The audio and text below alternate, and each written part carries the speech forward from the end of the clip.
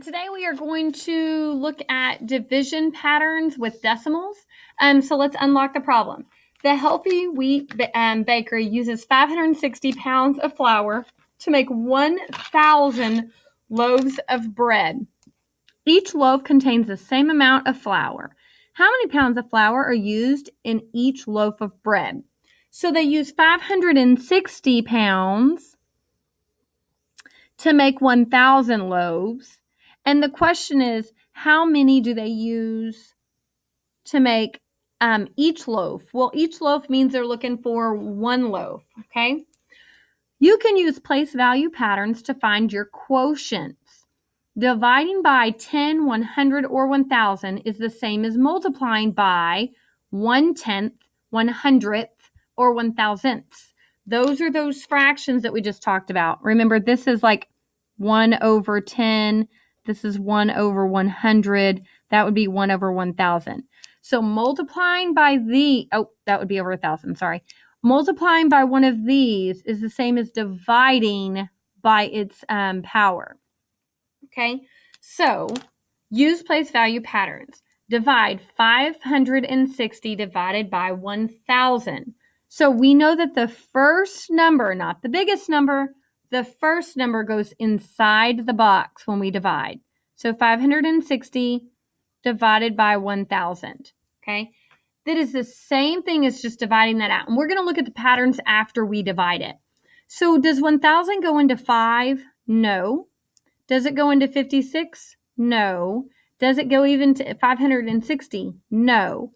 So to move on, because my wall is there, to move on past the wall, I'm going to have to add a decimal and then a 0, and that moves that wall over, okay? We don't have remainders. We actually have decimal numbers when we divide. So 1,000 goes into 5,600. Yes, so we went this way. So it'll go into it 5 times. 5 times 1,000 is 5,000. When I subtract, remember we have DMSB, divide, multiply, subtract, bring down. When I subtract, this is 0, 0, 6, take away 0 is 6, and then 5, take away 5 is 0. So I have 600, okay? Does 1,000 go into 600? No.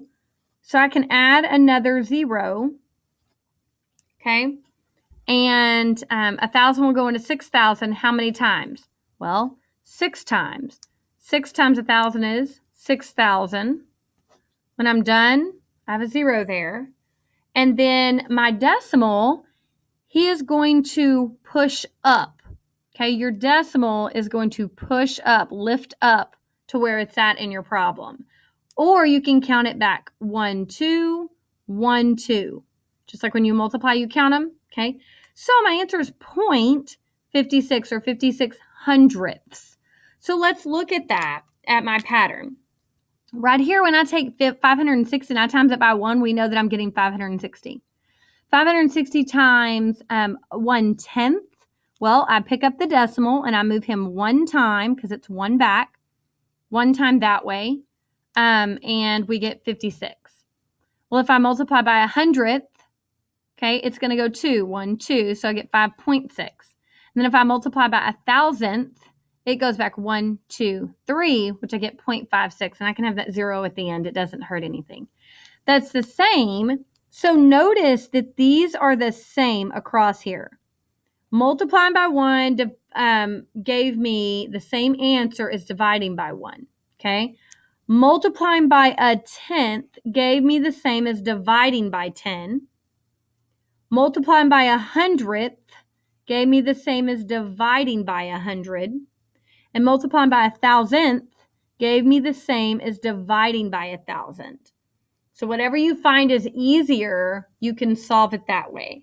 So my answer is 0.56. And again, I don't need that 0 there, and that's why it gives me 0.56 in my answer.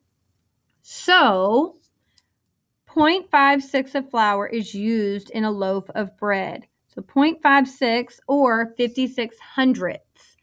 As you divide by 10, 100, or 1,000, how does the position of the decimal change in its quotient? The decimal is moving what direction? When you're dividing by those powers, it's moving to the left. So the decimal is moving to the left.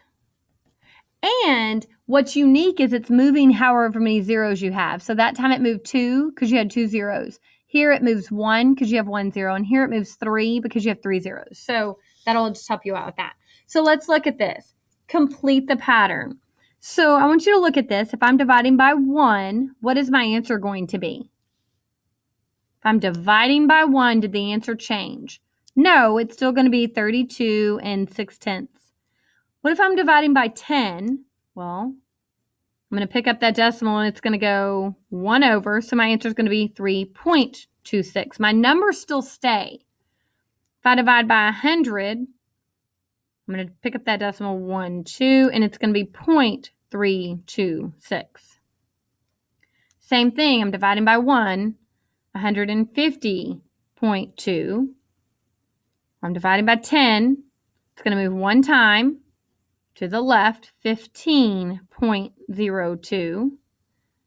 Here, it's going to move 2, 1, 2, 1.502. So it's the same thing as actually setting those division problems up and dividing. You're going to get the same answer, but we're talking about just the patterns, okay? All right, we are going to now move on to actually just multiplying and looking at it with different figures.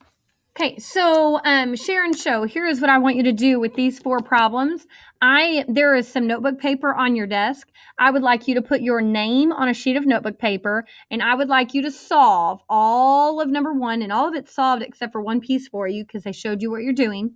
And I want you to solve number 2, 3, and 4. Make sure your name is on your notebook paper. You're going to write these out just like you see them and then put the answers in and then turn that into the tray for me. So on a sheet of notebook paper, you are working the share and show and turning that in. Make sure you label it share and show, page 156 at the top of your notebook paper.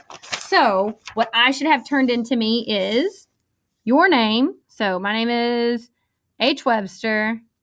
You're going to write your name at the top of your paper and then share and show page 156. And then just simply write these 4 problems and solve them. So you would do number 1, write everything you see and solve it, number 2, and so on.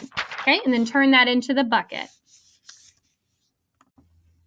All right, so we are now going to take some notes in our notebook. Talk about dividing whole numbers with decimals. So at the you are in the notes section of your notebook. We are dividing whole numbers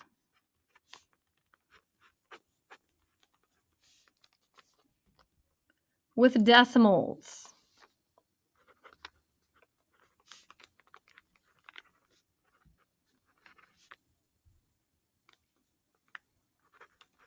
Dividing whole numbers with decimal answers is what we're going to label this.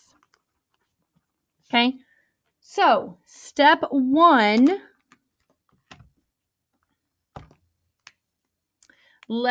we are going to separate our paper. I'm just going to draw a line right over here down my paper. And then I'm going to put the first example, so example 1. And I'm going to say we are dividing 97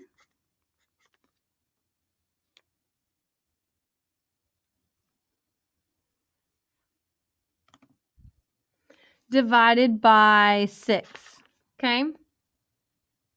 So here's what we are going to do. So step 1 is going to be divide the 2 numbers until you have a remainder. So step 1,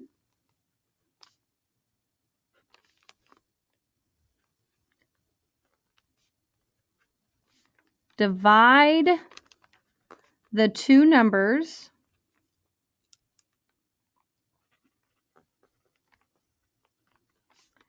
until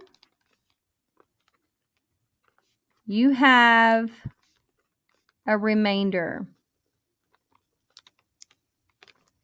Okay, so what that means, does 6 go into 9?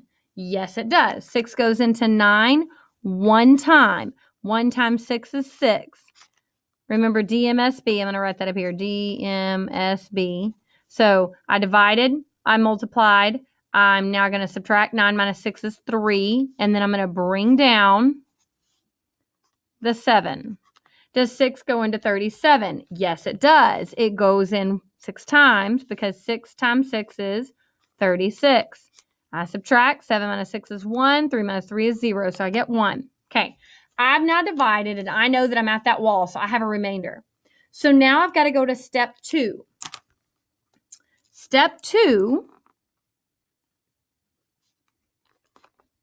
is to place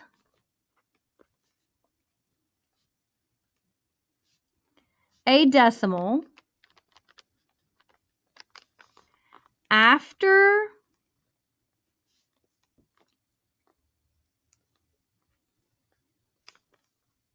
the dividend Well, we got to know which one's the dividend. The dividend is the one inside the house. He lives inside. Dividend, lives in.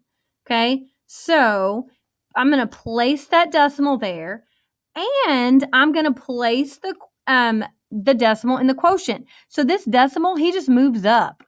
So the dividend and the quotient, he pops up. So he's at the end of the dividend, and then he pops up to the quotient. I'm going to place that decimal. Then I've got to keep going. And the way that I keep going is by step 3, I am going to add, or the fancy word is annex, add a 0 after the dividend and bring it down. So step 3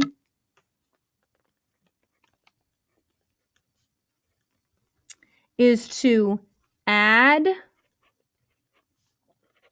a 0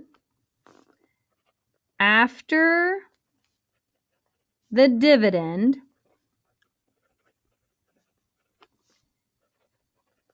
and bring it down. It's so that I can move the wall.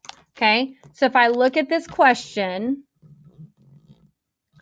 I am going to add the 0 after the dividend, and then he falls down.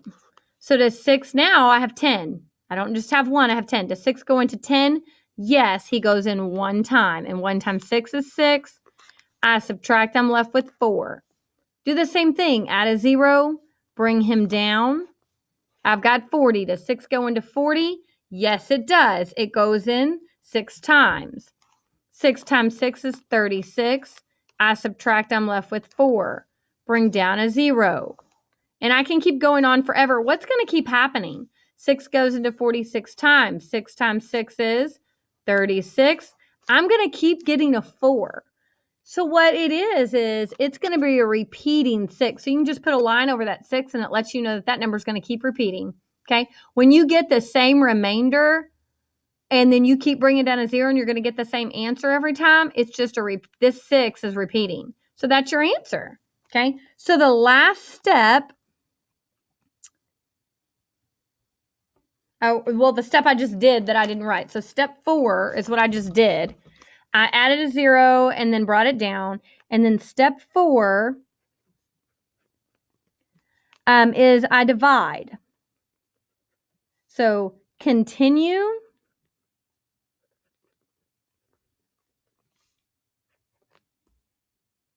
to add zeros as needed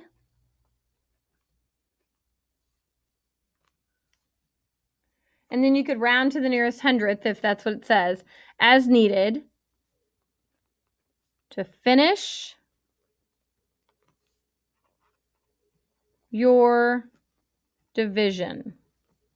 Now, if it continues to repeat, I don't want you to go past the third number here, that thousandths. I want you to stop there, and then if it's a repeating, just stop there.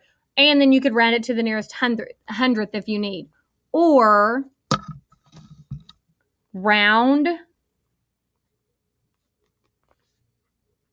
to the nearest hundredth.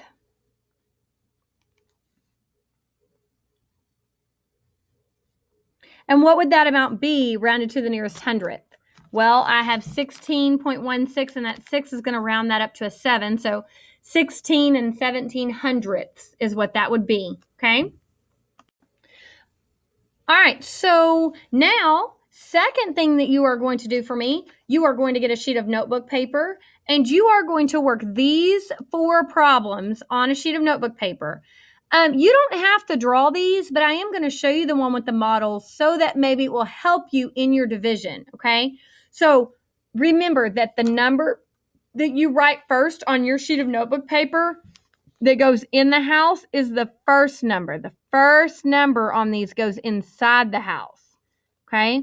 So your first number goes inside the house. So if you will, so that number is your dividend, that number is your divisor.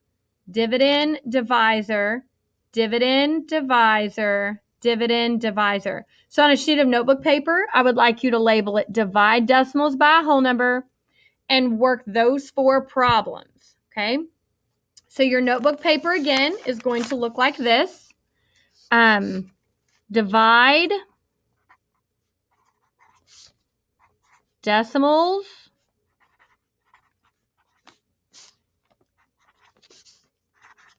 by whole numbers. And you can write in pencil. I just didn't have a pencil sitting here. Divide decimals by whole numbers. Put your name. Okay.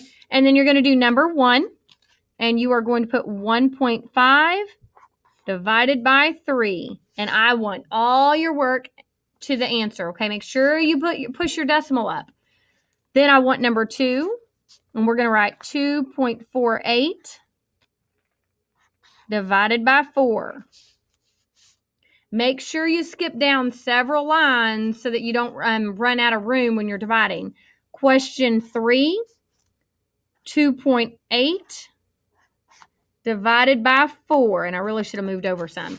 And then question 4, we have 3 54 hundredths divided by 3. So you're going to divide those 4 problems, okay? The next thing so that will take up that sheet of paper. And then you are going to flip your paper over to the back. And again, I don't want you writing with marker. I want you to write with pencil on that. I just didn't have a pencil near me. I'm then going to show you 4 problems, and you are going to rip them. So there will be a rips right here for number 8.